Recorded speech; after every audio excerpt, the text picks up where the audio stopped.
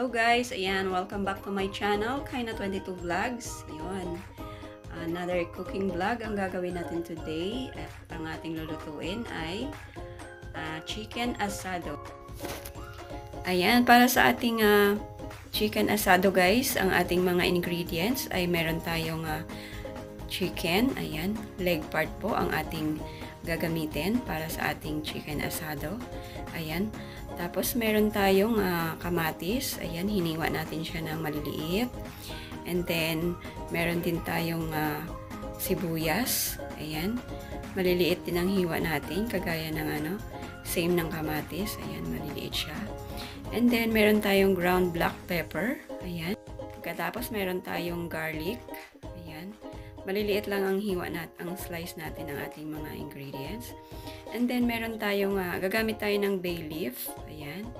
And then may toyo tayo, soy sauce, and may vinegar tayo guys. So yan ang ating mga ingredients guys para sa ating chicken asado. So pwede na tayo mag-start. Magluluto na tayo. Shoutout nga pala muna sa aking mga members. Ayan, members ng aking channel. Kay Pinay Alaskan Vlogger.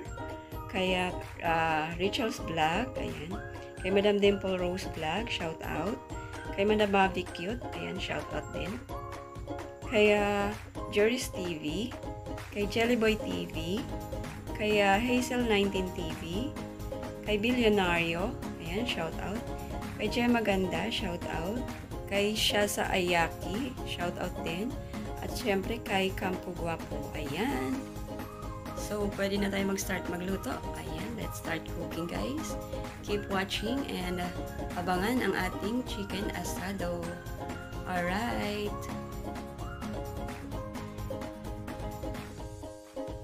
Yun, ang una natin gagawin guys ay gagawa tayo ng ating sauce para pang marinate sa ating chicken. Ayan, so lalagay na natin yung toyo. Ayan, yung soy sauce natin. And then, lalagay na din natin yung ating vinegar. Ayan. Pagaluin lang natin sila. Ayan, huwag muna natin ubusin. Konti lang. Huwag para hindi masyadong maasim. Ayan. Lagay na natin yung ating black pepper.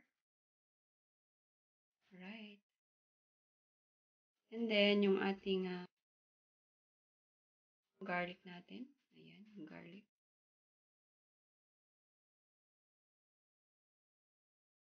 Lagay na rin natin yung ating bay leaf.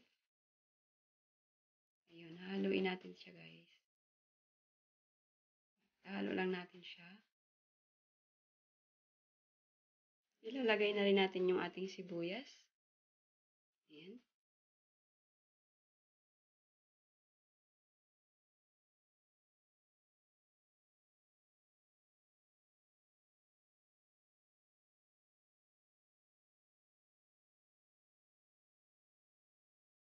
And then yung kamatis natin, i-add na rin natin.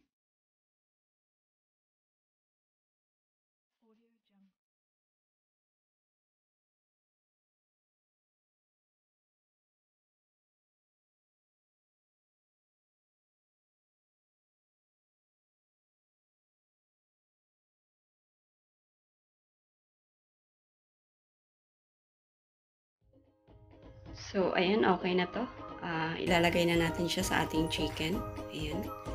So, ibababad natin yung ating chicken sa ating ginawang sauce. Ayan, pang marinate.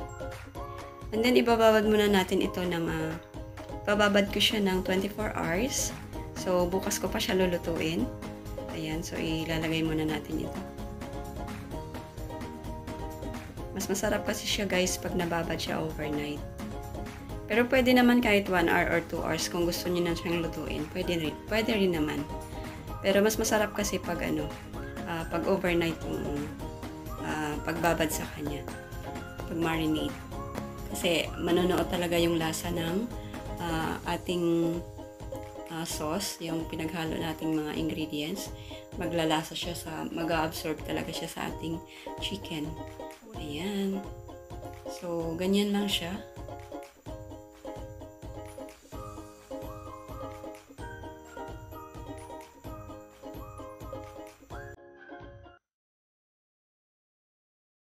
So, halo-haloin lang natin para lahat malagyan.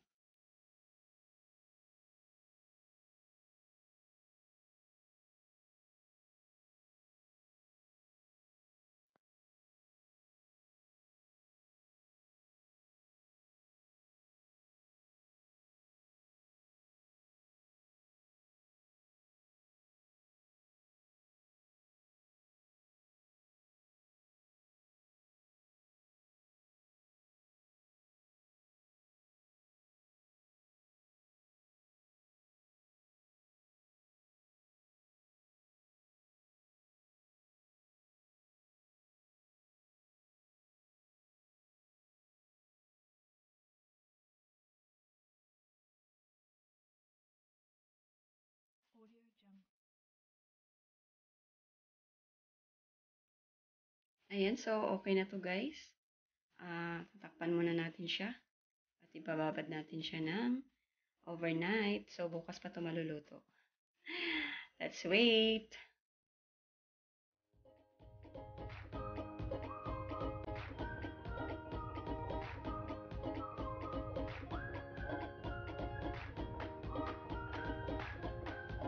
So, ito na yun guys. Ilalagay natin ito sa ref. Ayan, tatakpan muna natin. Ayan. At i-set aside natin siya at ibababad overnight. So, ito na yun guys, yung marinate natin kahapon. Ayan. So, ganito na yung itsura niya. Mukhang nag-absorb na talaga yung ating mga ingredients sa ating karne. So, yun. Pwede na natin siyang lutuin. Ayan, start na natin. Let's cook. Ayan. So, kukunin pala muna natin yung yung mga nakadikit-dikit na mga kamatis tsaka Kasi ipiprito natin ito. Ipiprito natin ng bahagya. Ayan, so alisin lang natin.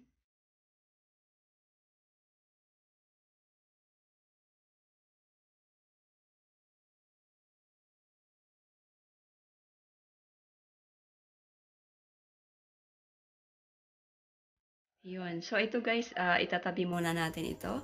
Si-set aside natin kasi mamaya ihahalo din natin ito pagkatapos nating iprito yung ating chicken. Ayan. So, let's start cooking na. Alright. Ayan. So, maglalagay tayo ng mantika. Ayan. Painitin lang natin ng konti ang ating mantika. Bago natin ilagay yung ating mga karne. Yung ating chicken. Ayan. So, ilalagay na natin.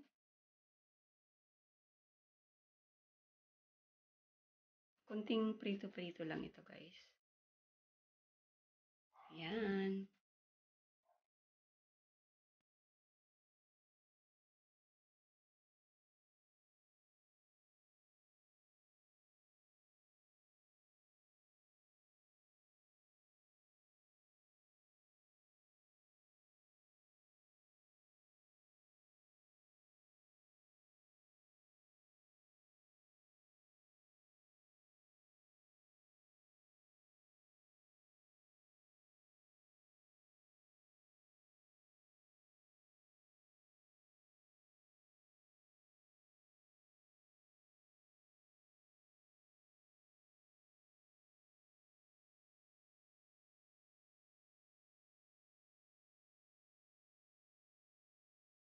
Yan, so babalik rin na natin.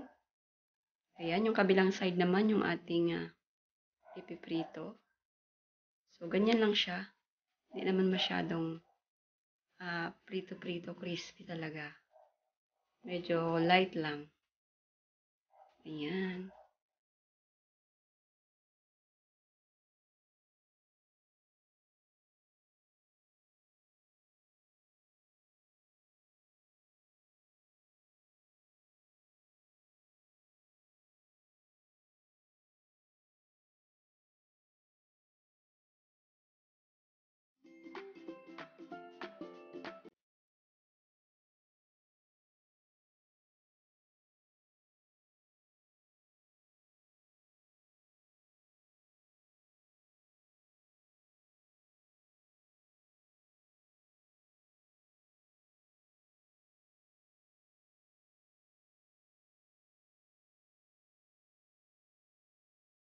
So, okay na to guys. Aalisin na natin yung chicken natin.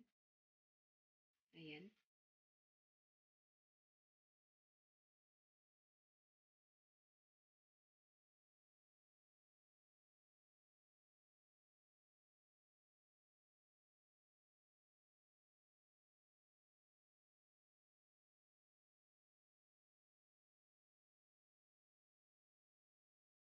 Ayan guys, kung makikita nyo, meron din tayong ginamit na atay ng manok. Ayan. Ilalagay natin yan mamaya para medyo lumapot yung ating sauce niya. Ayan. So, ito na yung ating pinaritong chicken. Masarap na siya, pero hindi pa siya luto. Prito pa lang yan. Ayan. So, yan. Ilalagay na natin yung ating pinagbabaran kanina. Ayan. Yung kamatis yan, sibuyas, yung mga pinaghalo-halo nating ingredients. So, yan ang ating magiging sauce din. So, yan.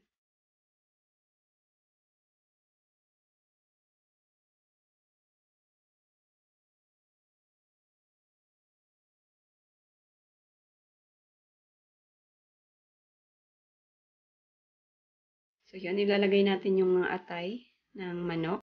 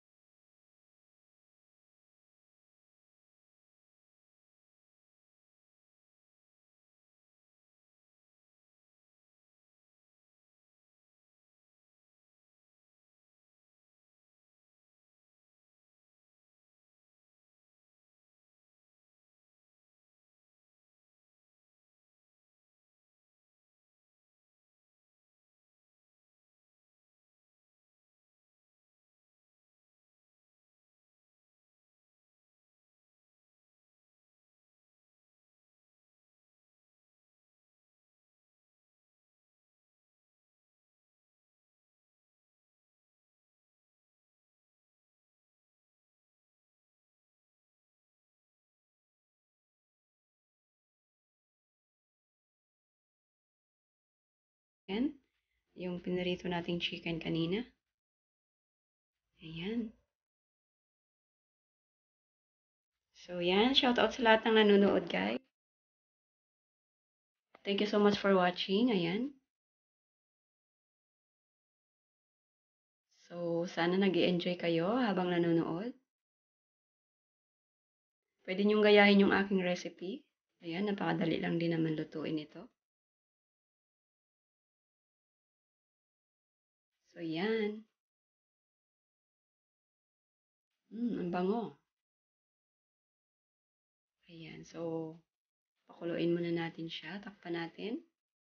Ayan, para mag-absorb yung yung sauce natin doon sa ating manok. Sa karne natin. Alright, so hintayin natin guys. Shout out sa aking mga Team Loyal Friendship. Ayan.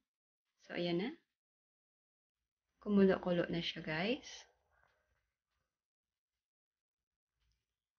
Ayan, haluin lang natin siya. Babalik ta rin natin. Ayan.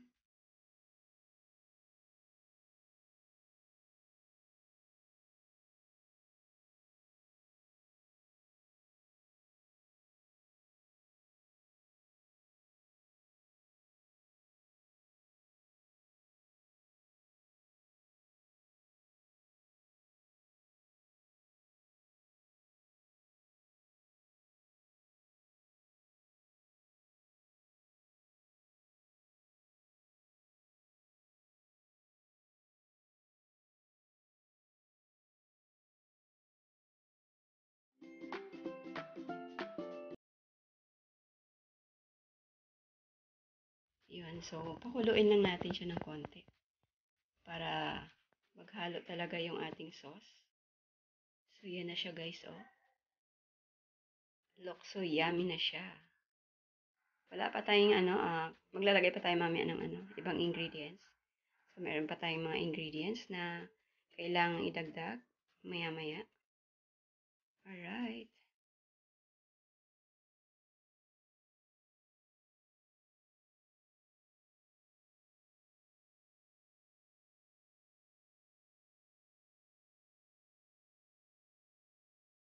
Ayun, so ito na. Ilalagay na natin yung carrots natin.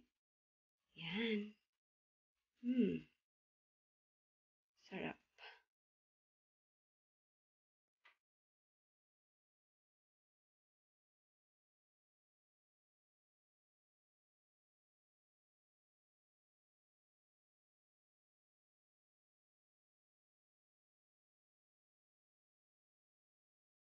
And then, next natin yung ating bell pepper. Ayan.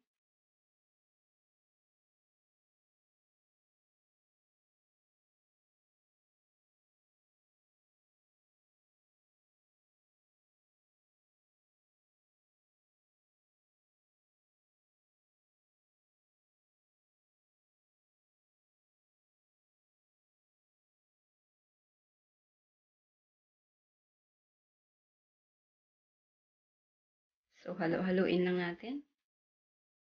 Nagugutom na ako, guys. Papasabak na naman tayo sa kainan. Ayun, so takpan lang natin siya. At pakuluin ng konti. Then, okay na.